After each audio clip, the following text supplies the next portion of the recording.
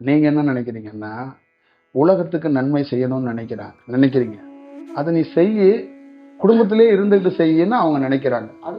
ஆமா. அதுக்கு அதுக்கு ஒரு ஒரு விஷயம் என்னன்னா, அந்த சூழல் அந்த இதெல்லாம் நீங்க உணர்ந்து நீங்க கொஞ்சம் செயல்படுங்க. அது பிரபஞ்சம் பார்த்துக்கும். அவங்க பயப்படுறாங்கல்ல, அவங்களையும் சரி செஞ்சு கொடுக்குற வேலை யாருன்னா நீங்க செய்யக்கூடாது, பிரபஞ்சம் செய்யும். நிறைய பெரிய பெரிய ஞானம் அடைஞ்சிருக்கிறாங்கல்ல, அப்ப நிறைய குருமார்கள் என்ன டாஸ்க் வச்சிருக்காங்க, என்ன காத்திருந்தாங்கன்னா, அவங்களுக்கு உயர்ந்த தீட்சையை கொடுக்கணும், உபதேசம்.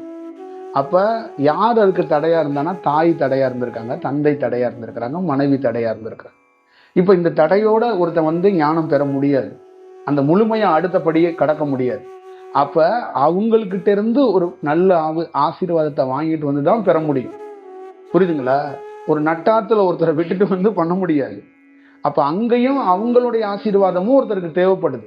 அப்ப குரு என்ன பண்றாருன்னா, காத்துரு, அந்த அம்மா உனக்கு ஆசீர்வாதம் பண்ணுவா, பண்ணலைன்னா நானே அவளை பண்ண வைக்கிறேன். காலம் வரும், அவளே அவ வாயால சொல்லுவா, மகனே நீ போயிட்டு வாடா அப்படின்னு சொல்ல வைக்கிறேன். அதுக்கான சூழல் வரும்.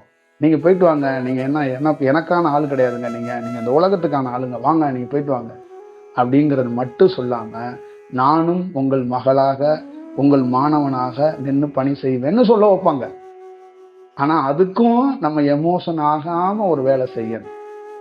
புரியுதுங்களா? இதற்கு முன் உதாரணமா இந்த பாம்பன் சாமி வாழ்க்கையில கூட நீங்க பார்த்துருக்கலாம். அவருடைய ஹிஸ்டரியில, அவருடைய இதுல கூட அது துல்லியமாக கொடுக்கப்பட்டிருக்கு. அந்த சூட்சமத்துல வந்து அவருக்கு சொல்லப்பட்டது அதுதான். நீ வேகமா சன்னியாச தீட்சை வாங்கினிய, எப்படி உனக்கு என்ன கண்டிஷன்ல நீ வாங்கணுங்கிறது தான் அதோடைய செயல்பாடு. அது காலத்துக்கு அதை செயல்படுத்தணும். நாங்கள் சொல்லிட்டோம்ல, எல்லாமே ஒரு ஒரு ஒரு தவம் பண்றவனுக்கு சாதகமா முதல்ல வராது.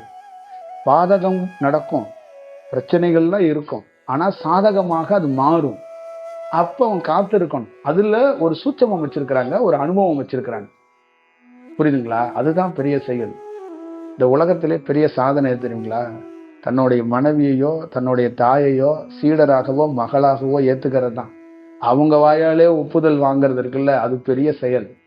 அதுக்கான சூழல் வரும், வராதுன்னா நீங்க நினைச்சிடாதீங்க, அது கண்டிப்பா நடக்கும். அது பிரபஞ்சம் வந்து அது நடத்தியே காட்டும்.